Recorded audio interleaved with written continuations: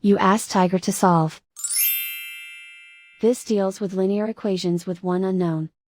The final result is y equals 32/15. Let's solve it step by step. Group all constants on the right side of the equation.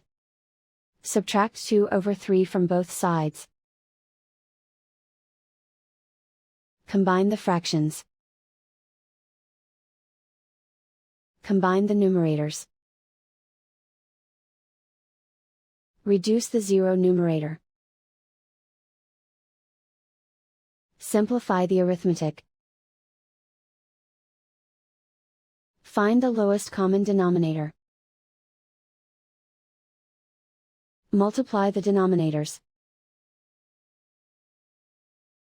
Multiply the numerators. Combine the fractions. Combine the numerators. Isolate the y. Multiply both sides by inverse fraction 2/1.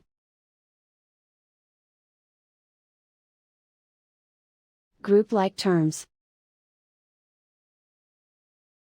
Multiply the coefficients. Simplify the arithmetic.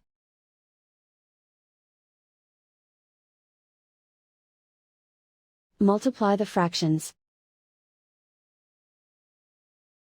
Simplify the arithmetic. And so the final result is y equals 32/15.